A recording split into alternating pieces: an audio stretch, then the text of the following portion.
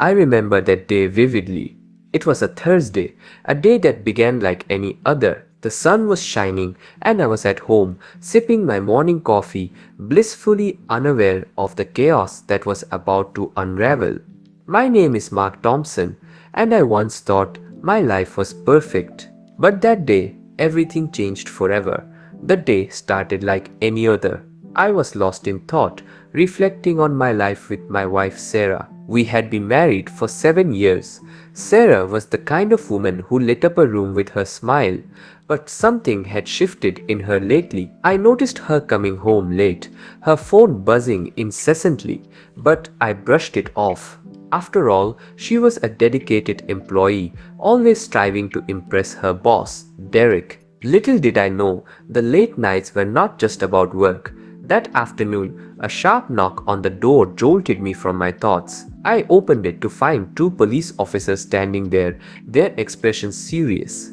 I didn't immediately understand the gravity of the situation. Officer Jenkins, a tall man with a stern face, asked if he could come in. I nodded, my heart racing, as they stepped into my home. "Mr. Thompson," he began, "we need to ask you some questions about your wife."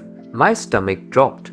The officers explained that Sarah had been shot by the wife of her lover. My mind spun. Lover? Sarah? I felt a wave of disbelief wash over me. I had never suspected a thing. Then they told me about Derek, her boss, who had also been shot but was unfortunately dead. The officers continued, "We need to know if you have any information about this affair or if you were involved in any way." Their eyes were piercing, searching for any hint of guilt. I was a man caught in a storm, my world collapsing around me. I shook my head vigorously, insisting I had no idea about Sarah's infidelity. After they left, the air felt heavy, the silence deafening. I paced the house, replaying memories in my mind. How could she do this to me? Why didn't I see the signs? My heart was torn between disbelief and betrayal.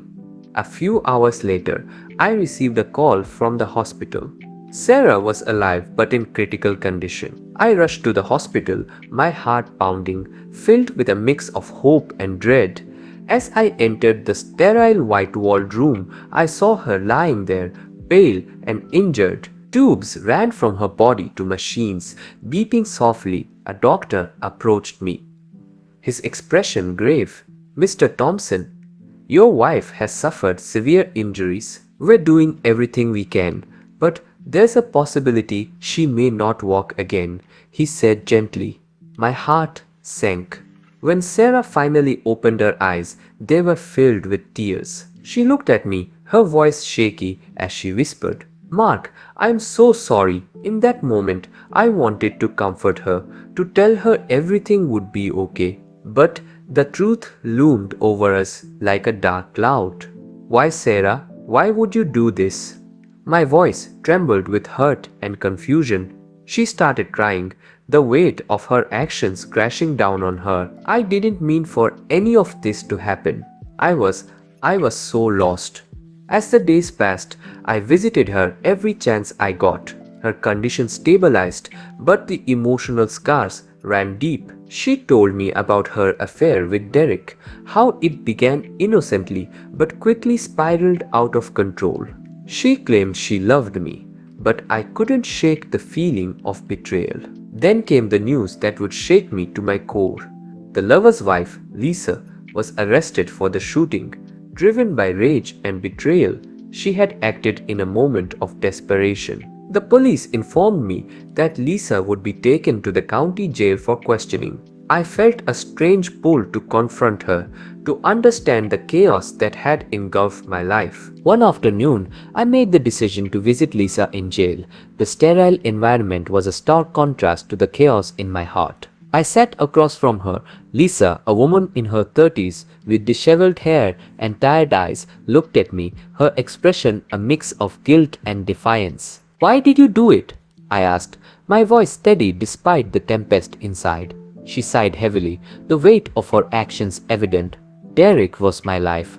I thought I had everything I wanted. But when I found out about Sarah, I just snapped. I didn't know how to handle it. Did you know about their affair before it happened? I pressed, desperate for answers. Yes, she admitted, her voice trembling slightly. I saw the texts, the late nights. I tried to confront him, but he just brushed me off. I didn't yet know what to do. I was losing everything. The conversation spiraled into a confessional, with Lisa sharing every detail she knew about Sarah and Derek's affair. The late night meetings, the secretive phone calls, the way Sarah had painted a picture of a perfect life while betraying me behind my back. Each revelation felt like a dagger to my heart. I left the jail feeling a mix of anger and sorrow. Lisa may have acted out of passion, but the knowledge that Sarah had been leading a double life left me reeling. As I continued visiting Sarah in the hospital, the emotional toll weighed heavily on me.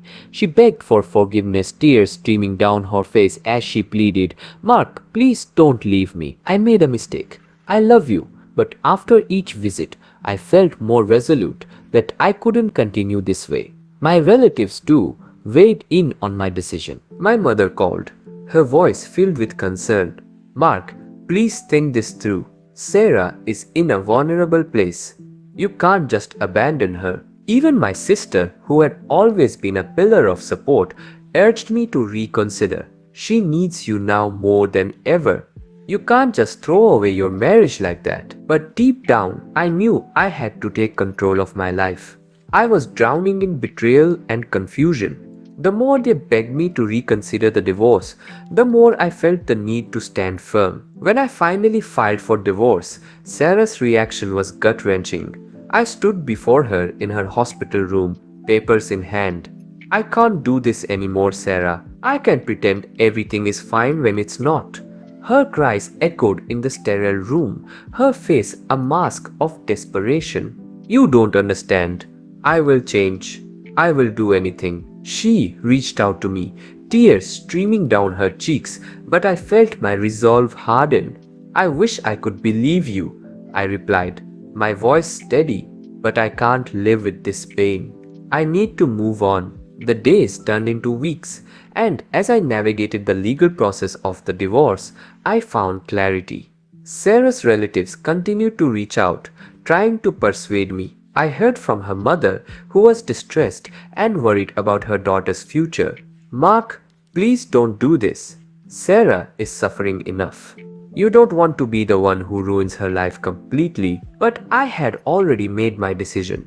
Each time a relative called, I felt more empowered to stand my ground. Finally, the day came when the divorce was finalized. I felt a strange mix of relief and sorrow. I had taken back control of my life, but at what cost? I walked away from the courtroom feeling lighter but haunted by the loss. In the aftermath, Sarah attempted to claim a significant portion of my wealth, arguing that her injuries and the emotional trauma from the shooting warranted financial support. My heart hardened at her request. How could she think she deserved anything after what she had done? When we met with the lawyers, Sarah's pleas were desperate. I was shocked. "I deserve compensation for my suffering, my medical bills," she argued, her eyes wide with emotion. But I stood firm. "You may have been injured, but you created this mess. You don't get to profit from your betrayal, Sarah." The judge agreed, and in that moment, I felt a wave of triumph mixed with sadness. Sarah received nothing from our divorce. No alimony, no division of assets. It felt just, yet it left a bitter taste in my mouth. In the months that followed, I focused on rebuilding my life. I found solace in my work, surrounded by supportive friends who understood my pain. I started attending therapy sessions, learning to let go of the hurt and embrace my future, even if it felt uncertain. As I navigated this new chapter, I started to find joy in small things again, hiking trails I loved, spending time with friends, and slowly rediscovering who I was outside of my marriage. Looking back now, I realized that day the police knocked on my door was the beginning of a painful journey, but also a necessary one. I found strength I never knew I had, and I learned that sometimes letting go is the only way to truly heal. As I reflect on this experience, I hope it resonates with anyone who has faced betrayal or heartbreak.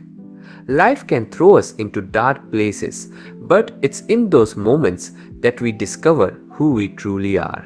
Thank you for listening to my story.